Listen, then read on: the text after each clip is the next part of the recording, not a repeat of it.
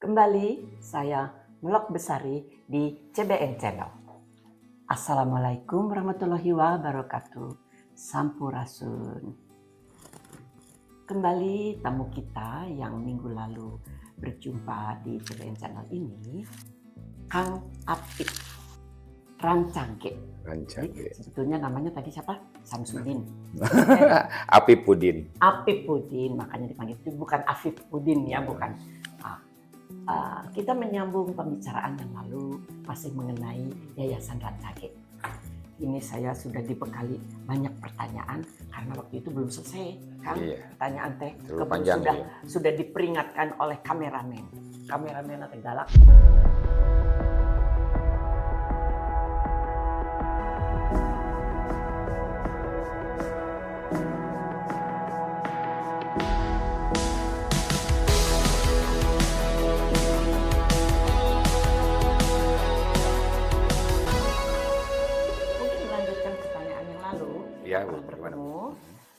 Ternyata belum selesai, masih banyak lagi pertanyaan. Kita kebut saja mungkin ya. Jadi pertanyaannya adalah diantaranya tentunya sebagai sebuah yayasan yang melakukan berbagai kegiatan dan tugas dan visi misinya, untuk mencapai itu semua tentunya perlu biaya. Mungkin disebut istilahnya anggarannya harus ada. Nah, itu dari mana anggaran itu didapat? Karena pekerjaannya ternyata banyak sekali kan kemarin luar biasa. ini ya. Ya, yang namanya yayasan tentu susah uangnya. Ya namanya juga organisasi nirlaba ya. Selain dari dukungan pengurus itu adalah pembina, karena sebetulnya kan kadang-kadang pembina sendiri yang mengeluarkan dari saku sendiri gitu. Betul. Secara pribadi tapi di luar itu juga kita mencoba mencari CSR ke perusahaan-perusahaan, terus juga minta bantuan ke pemerintah, seperti itu. Tapi kalau dulu awal-awal itu hampir semua itu dari saku pribadi Pak Ayip Rosidi. Jadi beliau itu luar biasa. Selain dari pemikiran, juga materi dia keluarkan untuk perkembangan kebudayaan daerah Indonesia. Seperti itu. Oke. Pak Ayip Rosidi itu meninggal tahun berapa ya Pak? Dan kalau nggak salah tidak di Jawa Barat beliau meninggalnya itu? Ya, beliau itu meninggal tahun 2020. 6 tahun yang lalu. 6 tahun yang lalu, 2020 di Magelang. Karena kebetulan rumahnya di Magelang. Oh, memang di Magelang beliau itu. Jadi blasternya orang Sunda tapi tinggal di Magelang. Itu ada sejarahnya nggak? Ya, itu ketika pulang dari Jepang dia langsung pindah ke Magelang. Oh gitu. Nah, waktu itu juga lucu ya. Ketika saya bertemu dengan Pak Ali Sadikin. Ali Sadikin gubernur. Gubernur. Beliau itu bilang gini, Ayip itu tokoh nasional, kenapa dia pindah ke Jawa, katanya, ke Magelang. Jawaban Pak Ayip apa? Beliau menjawab, kenapa tidak boleh saya tinggal di Jawa? Toh orang Jawa juga banyak yang tinggal di Sunda. Nah, memang harapan Pak Ali Sadikin waktu itu, Pak Ayip itu ya tinggal udah di Jakarta aja, karena beliau bukan milik Jawa, bukan milik Sunda, tapi milik nasional, seperti itu. Dan tapi betul Pak Ayip Rosidi, maklumlah beliau tentunya orang yang sangat cerdas ya, menjawab seperti itu. Kan tidak ada larangan.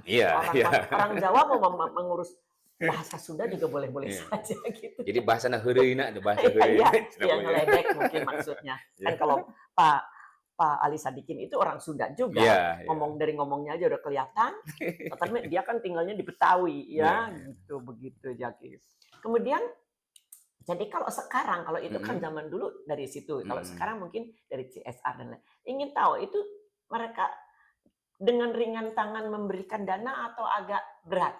Berat itu artinya susah lah gitu ya. Karena mereka juga tentunya memberikan CSR itu punya efek samping untuk perusahaan itu gitu kan. Saya pikir ya mereka ya dengan ringan gitu. Sesuai dengan apa namanya? Toh para pendiri juga memberikan biaya untuk operasional lembaga juga dengan senang hati, dengan ikhlas seperti itu untuk perkembangan kebudayaan. Dan CSR pun ya sama lah, mudah-mudahan. Walaupun memang kan menembusnya tuh suka agak sulit ya. Ya, agak Tentunya sulit. kan pakai proposal ya itu Ya, kan. ya. Tetap Ya. kita pengajuan proposal dan sebagainya. Iya. Karena biasanya dari Kemendikbud juga ada, Ya, ada kalau dari pemerintah kementerian-kementerian, kementerian seperti itu itu. proposalnya harus begini, begitu, lumayan lah. Membuatnya juga lumayan dan perlu biaya ya. Ya, Gitu. tapi Karena kalau Kemendikbud itu biasanya alasannya harus hasil penelitian gitu kan. Jadi jangan cuman apa namanya begitu aja lah pokoknya. ya Kita kalau mau adakan acara. dipresentasikan, kalau dipresentasikan apa namanya anggaran kita mayoritas dari mana sih gitu ya? Itu dari pembina aja, dari para pembina, pengurus Iya. seperti itu. Kalau bantuan paling berapa persen lah? Kecil ya. Gitu, Ya, mungkin ya 50 dari pengurus, 30, 25 dari luar seperti itu. Iya. Betul. Dan Memang. kita juga tidak hanya dengan lembaga pemerintah kerjasama, tapi juga dengan lembaga-lembaga masyarakat yang lain. Gitu. Iya. Seperti terakhir kita melaksanakan pemasaran hadiah rancagi, kita didukung oleh Paguyuban Pasundan. Seperti itu kita kerjasama dengan mereka. Ya. Walaupun mereka juga uangnya terbatas sebetulnya ya. Cuman karena ada rasa cinta, ya, rasa seperti itu. tanggung jawab ya, lah. gitu ya. Saya kira begitu. Memang kita masih kesulitan dalam hal anggaran. Ya. Oke. Jadi siapa-siapa saja yang sudah pernah mendapat penghargaan dan untuk mendapatkan penghargaan itu tentunya ada persyaratan, ada kriteria ya. Mungkin harus apa. Ya. Kalau untuk karya, penghargaan untuk karya itu tentu saja syaratnya itu sudah berbentuk buku. Karya sastra, prosa, puisi, atau guguritan dan sebagainya. Yang penting karya sastra. Dan sudah berbentuk buku, dikirimkan ke kita, dan kita kirim ke juri-juri yang ada gitu. Kalau bahasa Bali, ya jurinya dari Bali. Sunda dari Sunda. Seperti itu. Tapi kalau untuk jasa, nah jasa ini ada perorangan juga, ada organisasi juga. Ada kalau perorangan atau organisasi, ya kita lihat portofolionya. Sudah sejauh mana sih mereka jejaknya memberikan kontribusi kepada perkembangan bahasa dan sastra sejauh mana, nah itu dan lebihnya. Dan itu pesertanya biasanya banyak ya? Karena kita ini bukan lomba Bu ya, bukan lomba itu gini. Kalau lomba, ya betul. Peserta itu mengirimkan karya gitu. Iya, nanti dinilai ya. Kalau kita mereka menerbitkan buku, terus kita bukunya lihat, dikirim juga ke kita sih sebetulnya. Tapi karyanya itu sudah berbentuk buku. Kalau lomba kan skrip ya, skrip bentuknya. Nah dalam ini juga bisa jadi ukuran kita sejauh mana sih bahasa perkembangan karya sastra Bali mana? Atau sejauh mana sih perkembangan sastra Sunda? Sejauh mana kuantitas pengarang Sunda bahasa daerah itu sekarang kayak gimana gitu, atau penerbitannya. Nah, kami melihat dari harus buku yang sudah terbit. Harus buku sudah terbit dan sudah beredar di masyarakat gitu. Yang dinilai ini tadi. Tapi beredar di masyarakat ini masih relatif ya, maksudnya sejauh mana sih orang-orang yang beli buku bahasa daerah gitu. Betul, nah, karena apa kita ya niat membaca kita rendah ya. Karena tujuan kita memberikan penghargaan kepada bahasa karya-karya sastra itu juga untuk meningkatkan penerbitan buku bahasa daerah. Kenapa diterbitkan? Karena untuk dokumentasi itu diantaranya. Oke. Itu tadi pertanyaan saya, maksud saya orang yang ingin mendapat penghargaan itu banyak atau tidak gitu kan, karena kan ini pribadi kan asal pengen dapat penghargaan saya ajukan ini gitu kan.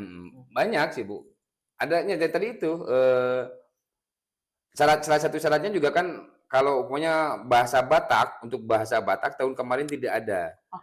Karena kenapa? Karena yang terbit cuma 2 buku.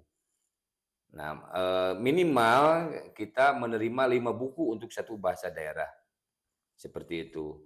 Untuk kalau Sunda, bahasa Sunda kemarin bisa dibilang cuman 6 atau 7 dalam 1 tahun itu yang terbit. Masih lumayan. Tapi kalah dengan Jawa itu sampai 20 atau berapa itu untuk bahasa Jawa. Nah, itu dari situ kan kita terlihat oh ternyata peminatnya peminatnya tuh. banyak. Karena gini, menurut saya kalau buku sudah dicetak baru kita ajukan untuk mendapat penghargaan, ya orang beli karena memang suka ya.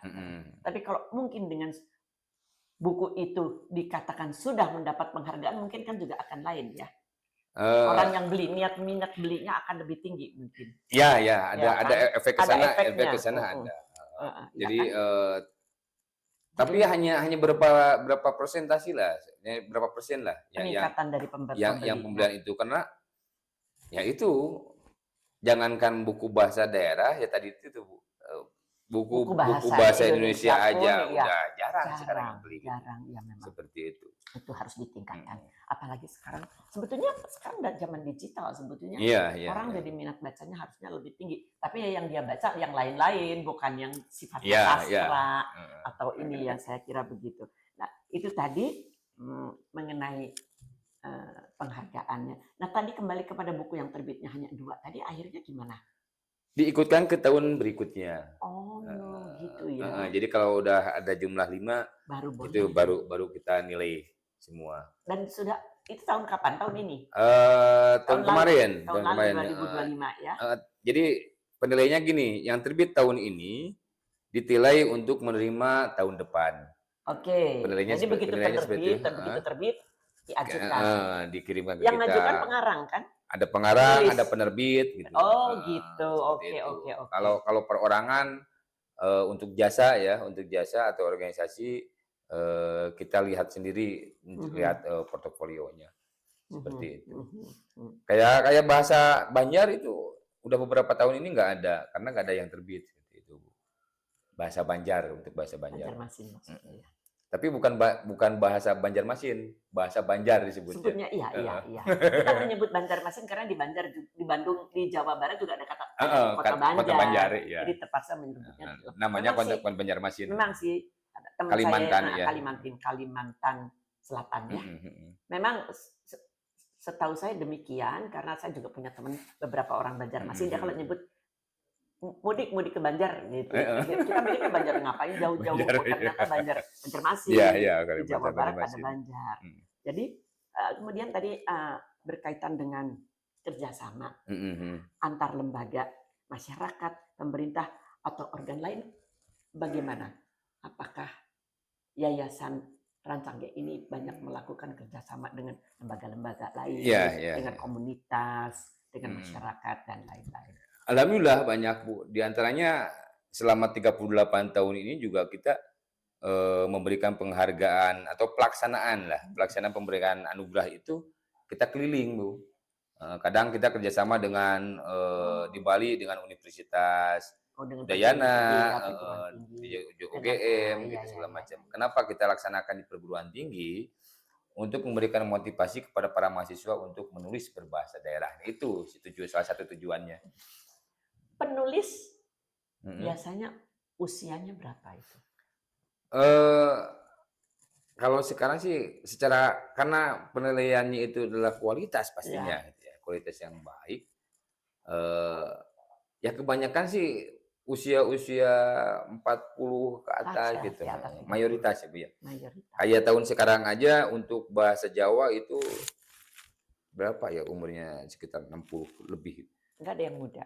Enggak ada yang muda. Tapi kalau untuk Sunda tahun ini muda. Bali juga udah tua. Itu usia? Sekitar 40-an lah. Oke, 40-35.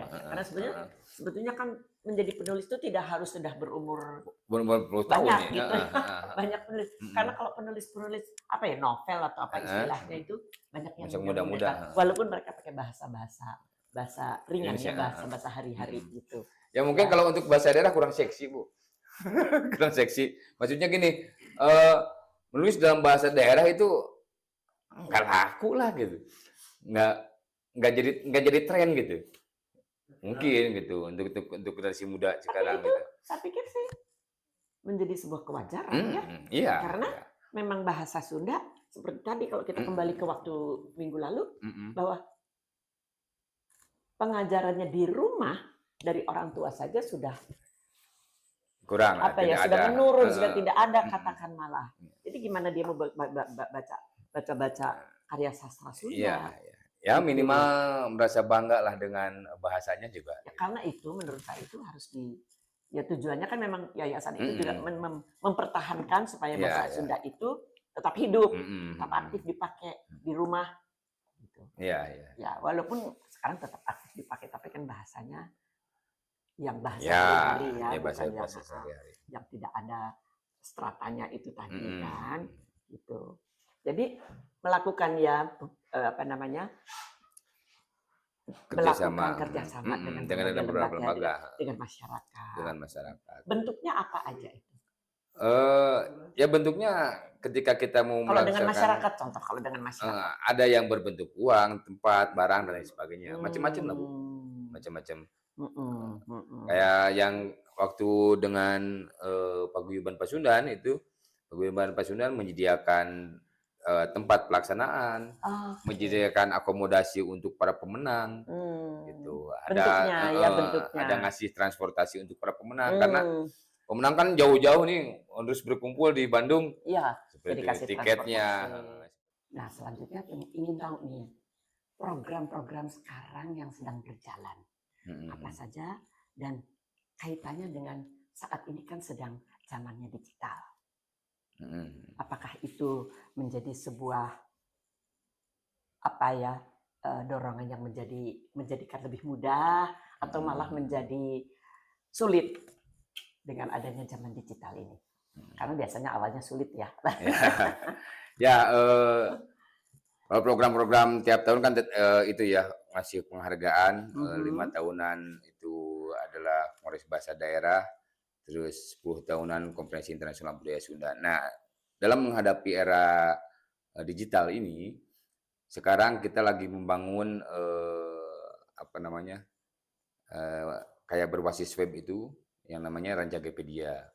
Di samping itu juga kita tetap di sekretariat itu kawan-kawan bekerja membuat dataset, Ibu. Karena sekarang kan musim AI ya. AI. Kalau kita bertanya pada AI menggunakan bahasa Sunda, pasti mereka tidak akan mengerti. Kenapa? Karena mereka tidak dididik bahasa Sunda. Karena pustakanya mungkin. Nah, itu kita mencoba menyediakan. Namanya kalau di dunia digital itu dataset ya Bu ya. Dataset bahasa. Sudah. Kita sekarang sudah ada terkumpul sekitar 4 juta kata. Kosakata. Bahasa Sunda. 4 juta ya?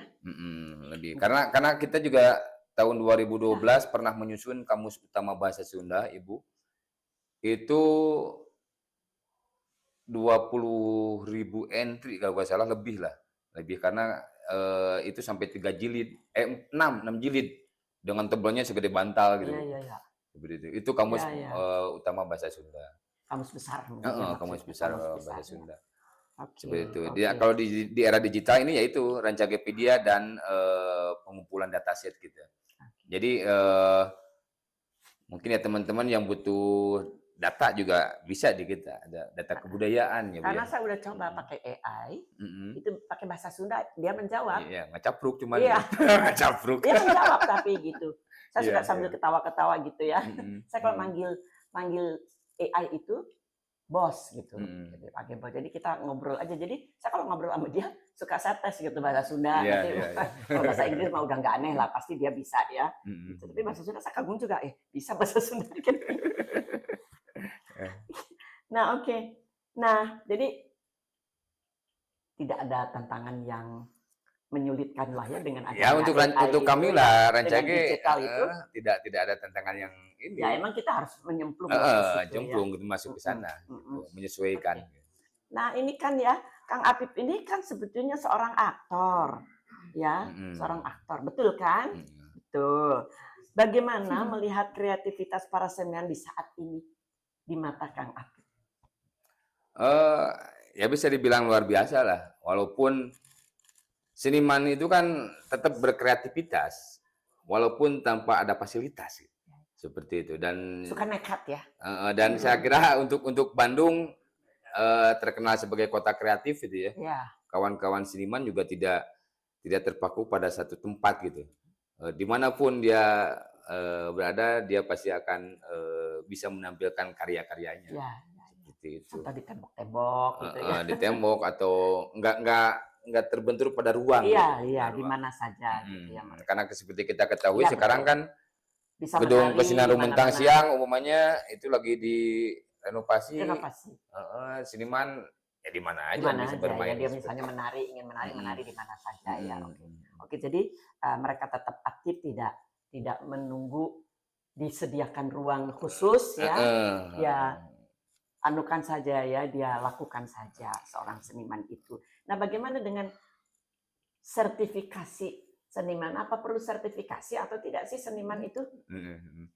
Ya, yang disebut sertifikasi.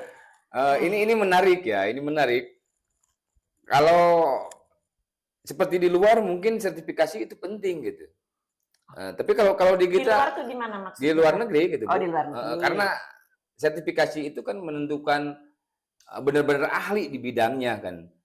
Sementara kalau ada pakemnya mungkin gitu ya maksudnya.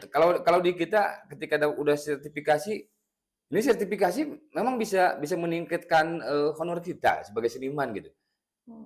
Atau ada aturan perundang-undangan bahwa si A itu udah tersertifikasi sebagai seniman dan pemerintah mengeluarkan anggaran umumnya karena sudah sertifikasi itu dapat honornya lebih umumnya kan tidak, atau menjadi patokan tinggi rendahnya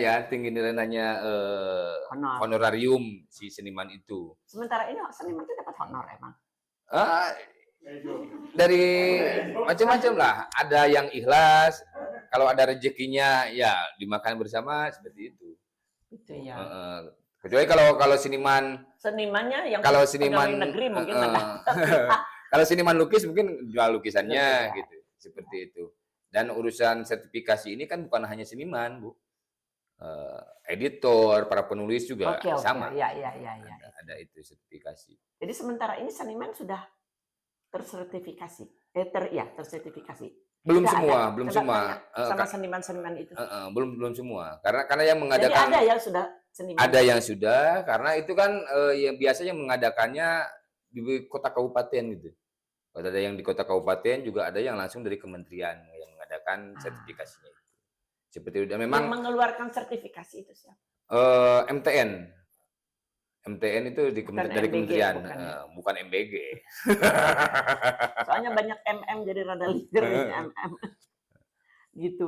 Oh, tapi ya lembaga sertifikasi ada. Perlu ditanyakan ya, siapa saja itu yang sudah pernah tersertifikasi. Saya punya banyak teman seniman, siapa tahu ya sudah pada dapat sertifikasi. Betul nggak sudah pada dapat sertifikasi? Iya, banyaknya yang muda-muda sih udah dapat. Karena kalau yang muda-muda tuh siapa? Kalau yang tua mulai kemarin kan karena kan seniman itu luas sekali ya. Pelaku seniman seperti kayak kemarin kan untuk Kota Bandung sudah mengadakan itu berapa dibatas cuma 100 orang kalau nggak salah, apa 50 gitu. Dalam bidang apa itu?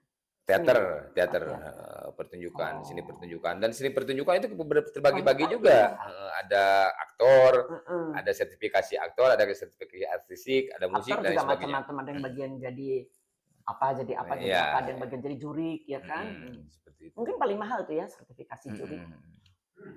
Sertifikasi jurik, ya. Karena modalnya kan mesti tiap hari berpakaian jurik. Oke, mungkin apalagi berikutnya ini tapi itu tukang kameranya belum ngasih kode belum ya. Siapa saja para pengurus yayasan? Ketuanya, bendahara, sekretaris kan gitu ya biasa. Kemudian ada bidang-bidang tentunya. Perlu saya sampaikan, pengurus sekarang yang aktif itu pertama ada pembina. Pembina setelah Pak Ayub meninggal itu ketuanya dipegang oleh Pak Eri Riana Harja Pamengkas. Pak Eri. Karena memang ada ininya kalender Harja Pamengkas ya enggak? Ada hadiah Harja Pamengkas untuk kan guru. Nah, Pak Harja Pamengkas itu sendiri siapa? Pak Harja Pamengkas itu adalah mantan guru seorang guru dulunya. Makanya Harja Pamengkas biasanya kita kerjasama dengan UPI. Pemasrahannya. Beliau orang UPI mungkin dulu. Dia itu guru bahasa Jerman kalau nggak salah. guru bahasa Jerman. Dan anaknya Pak anak-anaknya putra-putranya itu mulangkeun panideungan benernya, mengingat orang tuanya maka diadakanlah hadiah Harja Pamekas untuk guru itu. Oh, sekarang Terus Pak Eri Riana. Pak Eri Riana Harja Pamekas, ada Pak Rudiantara. Perlu diundang ya kapan-kapan. Ada Pak Rudiantara. Catat ya, tolong diundang. Pembinanya, terus ada Rudiantara, oke, yang pernah apa ya tentang digital juga ya beliau ya. Ada Pak Heru. Pak Heru ini dari Pandi ya, orang Pandi, orang digital juga. Terus ada Prof. Idharma Putra. Pak Heru pernah ketemu dengan Ibu. Pak Heru Nugroho, Melsa. Iya, tahu saya. Itu istrinya orang Arab ya. Itu. Nah, pengurusnya sekarang yang menjadi ketua adalah putranya Pak Ayub Rosidi, Ibu Titi Surtinasti. Sekarang dia di BRIN. Terus ketua satunya ada Ibu Eti RS. Itu yang dari dinas ya? Yang udah pensiun. Yang udah pensiun, Ibu dinas yang biasa pakai kebaya juga. Terus ada Ibu Safrina Norman, itu kedua-dua. Ada sekretarisnya Pak Dadan Sutisna, dan saya sebagai bendahara. Makanya saya tahu keadaannya, keuangannya seperti apa gitu. Ternyata mintrus gitu. Seperti itu. Aduh, ya. Kita udah mengajukan proposal nih. Ya, dan ada pengawasnya Pak Abrori, ada Cecep Burdansa, beliau sebagai pengawas. Seperti itu, kurang lebih kalau untuk pengurus. Sekretariatnya di mana? Sekretariatnya kita di Jalan Garut nomor 2. Di situ ada perpustakaan Ayub Rosidi. Ya, di situ. Betul. Nah, perpustakaan Ayub Rosidi ini juga unik gitu dibangunnya. Itu hampir 75% dananya itu dari pribadi Pak Ayub Rosidi. Luar biasa ya. Hanya beberapa lah, ada yang dari teman-temannya dibantu dari Pak Arifin dan lain sebagainya. Itu awalnya beliau nggak mau disebut perpustakaan Ayub Rosidi. Pengennya tadinya mau perpustakaan Ali Sadikin, terus mau perpustakaan Arif Peningoro dan lain sebagainya.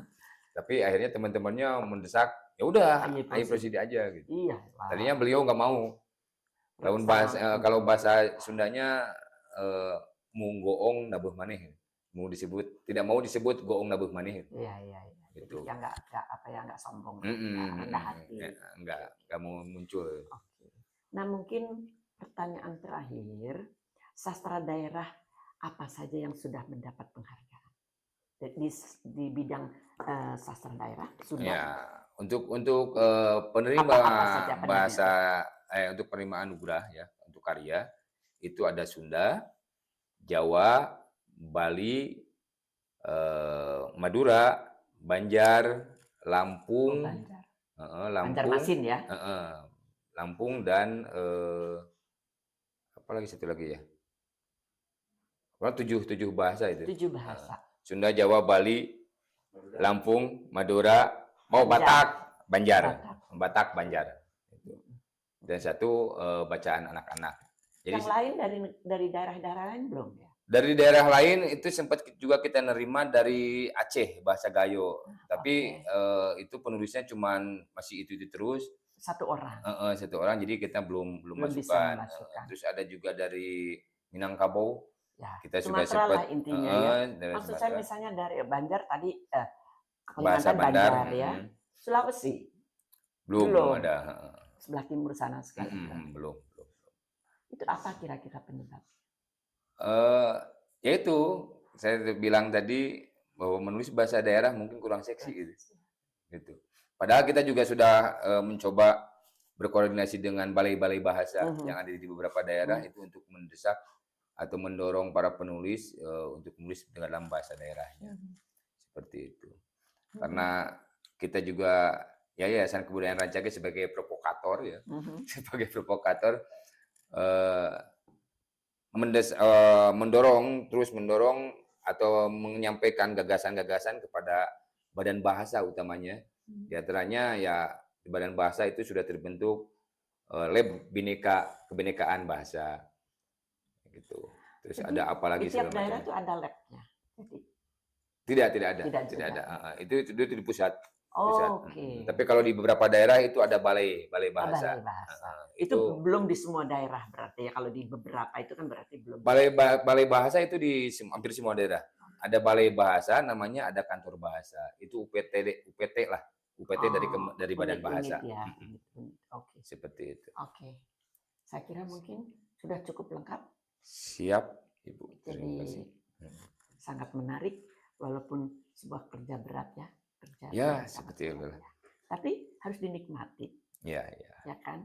Karena setiap saat ada kemajuan, walaupun dari sisi waktu itu sangat panjang saya kira ya. Dan mungkin memang kalau saya sih yang saya pribadi menginginkan bahwa bahasa daerah itu masuk di dalam kurikulum. Iya. Dan tidak dikeluarkan pada saat menghitung nilai akhir, nilai rata-ratanya. Atau mau masuk ke SMA jadi dihilangkan. Ya dihilangkan kan lucu sekali itu ya. Gitu. Ya. Karena kalau di luar negeri itu justru masalah budaya itu didahulukan sejak kecil. Iya. Dasar itu. Ya, dasar. Jadi akarnya. Ilmu sains dan teknologi itu belakangan. Udah SD pun pada tingkat-tingkat terakhir. SMP, SMA dan lain-lain. Karena budaya ini harus melekat di kita. Iya. Ya sebagai identitas ya Bu ya. Iya. Identitas kita. Oke, saya kira cukup. Siap. Sementara ini cukup Pak. Nanti bukan Pak ya, Kang masih muda masa dipanggil Pak. Kita mohon kalau suatu saat kita undang, jangan kapok. Siap Bu, siap. Dan mudah-mudahan kita bisa bekerja sama dalam bidang kebudayaan. Ya, dan dalam bentuk kegiatan apa saja. Ya. Insya Allah. Hatur nuhun, Ibu. Terima kasih banyak. Salaman dulu atuh. Ini salaman Sunda nih. Demikian obrolan kami dengan Kang Apip Cakrik dari Yayasan Rancage. Saya Melok Besari di CBN Channel. Sampai jumpa lagi. Jangan lupa ada kuis. Tolong dibaca kuisnya dan silahkan diisi. Lestarikan budaya Nusantara. Rahayu, rahayu, rahayu.